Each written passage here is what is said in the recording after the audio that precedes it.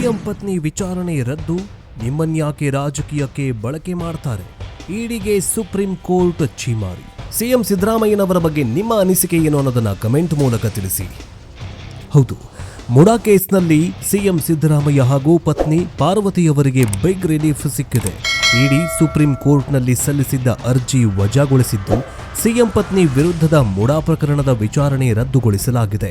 ಇಡಿ ಸಲ್ಲಿಸಿದ್ದ ಮೇಲ್ಮನವಿ ಅರ್ಜಿಯ ವಿಚಾರಣೆ ನಡೆಸಿದ ಸಿಜೆಐ ಬಿಆರ್ ಗವಾಯಿ ನೇತೃತ್ವದ ಪೀಠ ಇಡಿಯನ್ನ ಟೀಕಿಸಿದೆ. ಮತದಾರರ ಮುಂದೆ ರಾಜಕೀಯ ನಡೆಸಲಿ, ಇದರಲ್ಲಿ ನಿಮ್ಮನ್ನ ಯಾಕೆ ಬಳಸ್ಕೊಳ್ತಾ ಇದ್ದಾರೆ? ದಯವಿಟ್ಟು ನಮ್ಮನ್ನ ಬಾಯಿ ತೆರೆಯಲು ಬಿಡಬೇಡಿ, ಇಲ್ಲದಿದ್ರೆ ನಾವು ಕೆಲವು ಕಠಿಣ ಟೀಕೆಗಳನ್ನ ಮಾಡಬೇಕಾಗತ್ತೆ ಅಂತ ಇಡಿ ಕಾರ್ಯವೈಖರಿಗೆ ಸುಪ್ರೀಂ ಕೋರ್ಟ್ ಆಕ್ಷೇಪ ವ್ಯಕ್ತಪಡಿಸಿದೆ. ಮುಡಾ ಹಗರಣಕ್ಕೆ ಸಂಬಂಧಿಸಿದಂತೆ ಕರ್ನಾಟಕ ಹೈಕೋರ್ಟ್ ತೀರ್ಪಿನ ವಿರುದ್ಧ ಸುಪ್ರೀಂ ಕೋರ್ಟ್ಗೆ ಇಡಿ ಮೇಲ್ಮನವಿಯನ್ನ ಸಲ್ಲಿಸಿತ್ತು. ಈ ಅರ್ಜಿಯನ್ನ ನ್ಯಾಯಾಲಯ ವಿಚಾರಣೆ ನಡೆಸಿದೆ. ಇನ್ನು ನಗರಾಭಿವೃದ್ಧಿ ಸಚಿವ ಭೈರತಿ ಸುರೇಶ್ ವಿರುದ್ಧವೂ ಕೂಡ ಹೂಡಲಾದಂತಹ ಹಣ ವರ್ಗಾವಣೆ ಪ್ರಕರಣವನ್ನು ಕೂಡ ನ್ಯಾಯಾಲಯ ರದ್ದುಪಡಿಸಿದೆ. ಮುಡಾ ಹಗರಣಕ್ಕೆ ಸಂಬಂಧಿಸಿದಂತೆ ಕರ್ನಾಟಕ ಹೈಕೋರ್ಟ್ ತೀರ್ಪಿನ ವಿರುದ್ಧ ಸುಪ್ರೀಂ ಕೋರ್ಟ್ಗೆ ಇಡಿ ಮೇಲ್ಮನವಿಯನ್ನ ಸಲ್ಲಿಸಿತ್ತು. ಈ ಅರ್ಜಿಯನ್ನ ನ್ಯಾಯಾಲಯ ವಿಚಾರಣೆ ನಡೆಸುತ್ತೆ. ಆ ಸಂದರ್ಭದಲ್ಲಿ ಇಡಿಯವರಿಗೆ ಯಾಕೆ ಇಂಟ್ರೆಸ್ಟ್ ಬಂದಿದೆ? ಹೈಕೋರ್ಟ್ ತೀರ್ಪನ್ನ ಸಲ್ಲಿಸಿದೆ. ಆ ಹೈಕೋರ್ಟ್ನ ತೀರ್ಪನ್ನ ಪ್ರಶ್ನೆ ಮಾಡಿ ಸುಪ್ರೀಂ ಕೋರ್ಟ್ಗೆ ಯಾಕೆ ಬರಬೇಕಿತ್ತು ಇಡಿ ಏನಾದ್ರೂ ರಾಜಕೀಯ ಮಾಡ್ತಾ ಇದೆಯಾ, ರಾಜಕೀಯ ಪ್ರವೇಶ ಮಾಡಿದೆಯಾ ಅಂತ ಸುಪ್ರೀಂ ಕೋರ್ಟ್ ಹೇಳಿದೆ. ಇಡಿಯನ್ನ ರಾಜಕೀಯ ದುರುದ್ದೇಶಕ್ಕೆ ಬಳಸಿಕೊಳ್ತಾ ಇದೆ ಅನ್ನುವಂತಹದ್ದು ಈಗ ಸ್ಪಷ್ಟವಾಗ್ತಾ ಇದೆ. ನರೇಂದ್ರ ಮೋದಿಯವರು ಇಡಿಯನ್ನ ರಾಜಕೀಯವಾಗಿ ಬಳಸಿಕೊಂಡು ವಿರೋಧಿಗಳ ವಿರುದ್ಧ ಇಡಿಯನ್ನ ಬಳಸಿ ಅವರನ್ನ ತಮ್ಮ ಪಕ್ಷಕ್ಕೆ ಸೆಳೆಯುವ ಪ್ರಯತ್ನ ಮಾಡಲಾಗ್ತಾ ಇದೆ ಎನ್ನುವಂತಹ ಆರೋಪ ಇತ್ತು.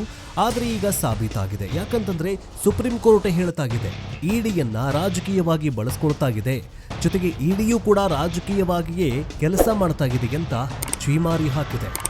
ಇದರಿಂದ ಒಂದು ಗೊತ್ತಾಗತ್ತೆ, ಕೇಂದ್ರ ಸರ್ಕಾರ ಇಡಿಯನ್ನ ಬಳಸಿಕೊಂಡು ತನ್ನ ಬೇಳೆ ಬೇಯಿಸ್ಕೊಳ್ತಾ ಇದೆ ಅನ್ನೋದು ಸ್ಪಷ್ಟವಾಗುತ್ತೆ. ಇದನ್ನ ಪ್ರಶ್ನೆ ಮಾಡಿರುವಂತಹ ಸುಪ್ರೀಂ ಕೋರ್ಟ್, ನೀವೇನಾದ್ರೂ ಸರಿಯಾಗಿ ಕೆಲಸ ಮಾಡದೆ ಹೋದ್ರೆ, ಭ್ರಷ್ಟರ ವಿರುದ್ಧ ನೀವು ಕೆಲಸ ಮಾಡದೆ ಹೋದ್ರೆ, ಚೆನ್ನಾಗಿ ಕೆಲಸ ಮಾಡ್ತಾ ಇರೋರ ವಿರುದ್ಧ ನೀವೇನಾದ್ರೂ ಕೆಲಸ ಮಾಡಿದ್ರೆ ನಾವು ಸುಪ್ರೀಂ ಕೋರ್ಟ್ ಕೂಡ ಕೆಲವೊಂದಿಷ್ಟು ಕಠಿಣ ಟೀಕೆಗಳನ್ನ ಮಾಡಬೇಕಾಗತ್ತೆ ಅಂತ ಸುಪ್ರೀಂ ಕೋರ್ಟ್ ಛೀಮಾರಿ ಹಾಕಿದೆ.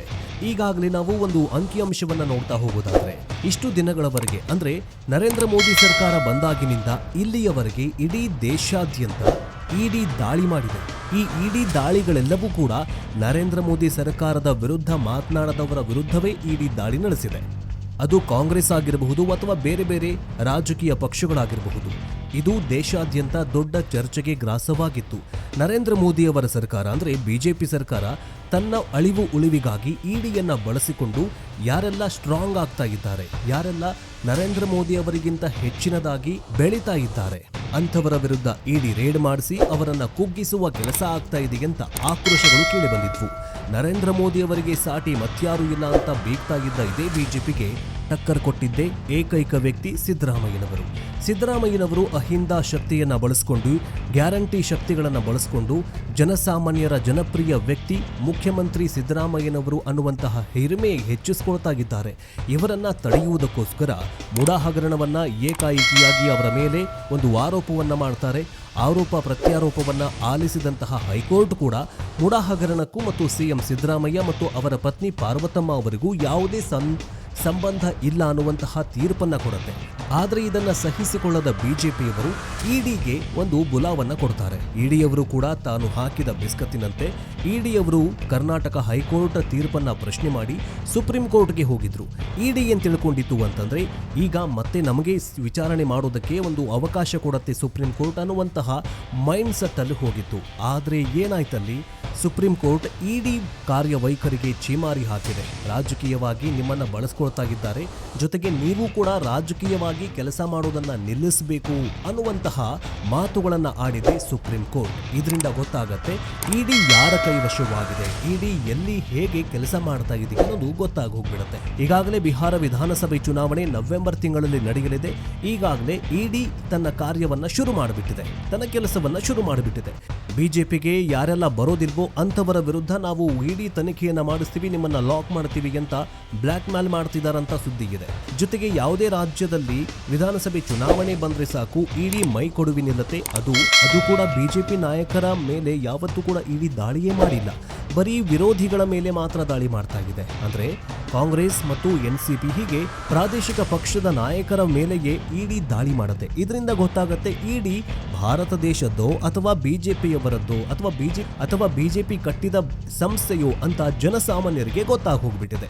ಈಗ ಇದೇ ಜನಸಾಮಾನ್ಯರ ಕೂಗು ಈಗ ಸುಪ್ರೀಂ ಕೋರ್ಟ್ ವರೆಗೂ ತಲುಪಿದೆ. ಸಿಎಂ ಸಿದ್ದರಾಮಯ್ಯನವರ ಮುಡಾ ಹಗರಣಕ್ಕೆ ಸಂಬಂಧಿಸಿದಂತೆ ಕರ್ನಾಟಕ ಹೈಕೋರ್ಟ್ ಏನೋ ತೀರ್ಪು ನೀಡಿತು. ಆದ್ರೆ ಈ ತೀರ್ಪನ್ನ ಪ್ರಶ್ನೆ ಮಾಡಿದಂತಹ ಇಡಿ ಸುಪ್ರೀಂ ಕೋರ್ಟ್ ಮೆಟ್ಟಿಲಿರಿತು. ಆಗ ಸುಪ್ರೀಂ ಕೋರ್ಟ್ ಈ ಅರ್ಜಿಯನ್ನ ವಜಾಗೊಳಿಸಿ ಛೀಮಾರಿ ಹಾಕಿದೆ ಇಡಿಗೆ. ಇಡಿ ನೀವೇನು ರಾಜಕೀಯವಾಗಿ ಕೆಲಸ ಮಾಡ್ತಾ ಇದ್ದೀರೋ ಅಥವಾ ಭ್ರಷ್ಟರ ವಿರುದ್ಧ ನೀವು ಹೋರಾಡಬೇಕಾದವರು ರಾಜಕೀಯವಾಗಿ ಕೆಲಸ ಮಾಡ್ತಾ ಇದ್ದೀರಾ ಅಂತ ಸುಪ್ರೀಂ ಕೋರ್ಟ್ನ ಸಿಜೆಐ ಖಡಕ್ ಆಗಿ ಛೀಮಾರಿ ಹಾಕಿದೆ. ಇಡಿ ಸುಪ್ರೀಂ ಕೋರ್ಟ್ನಲ್ಲಿ ಸಲ್ಲಿಸಿದ್ದ ಅರ್ಜಿ ವಜಾಗೊಳಿಸಿದ್ದು, ಸಿಎಂ ಪತ್ನಿ ವಿರುದ್ಧದ ಮುಡಾ ಪ್ರಕರಣದ ವಿಚಾರಣೆ ರದ್ದುಗೊಳಿಸಲಾಗಿದೆ. ಇಡಿ ಸಲ್ಲಿಸಿದ್ದ ಮೇಲ್ಮನವಿ ಅರ್ಜಿಯ ವಿಚಾರಣೆ ನಡೆಸಿದ ಸಿಜೆಐ ಬಿಆರ್ ಗವಾಯಿ ನೇತೃತ್ವದ ಪೀಠ ಇಡಿಯನ್ನ ಟೀಕಿಸಿದೆ.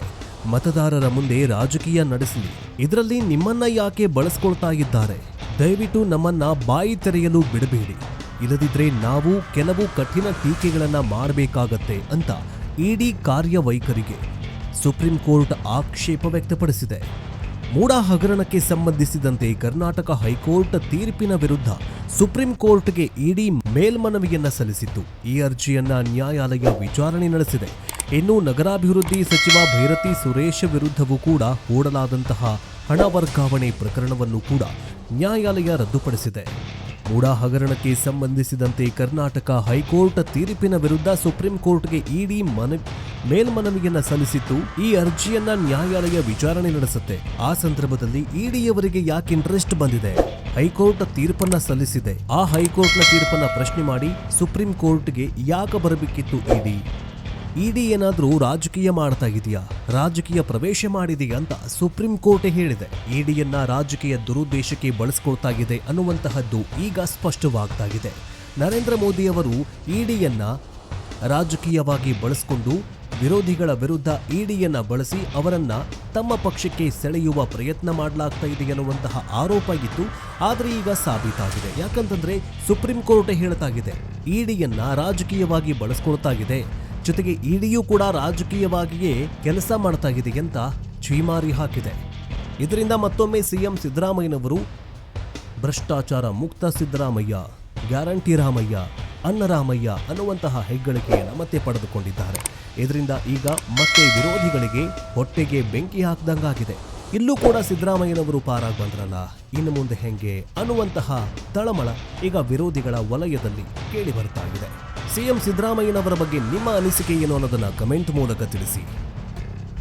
ಮುಂದಿನ ವಿಡಿಯೋದಲ್ಲಿ ಮತ್ತೆ ಸಿಗೋಣ. ನಮಸ್ಕಾರ.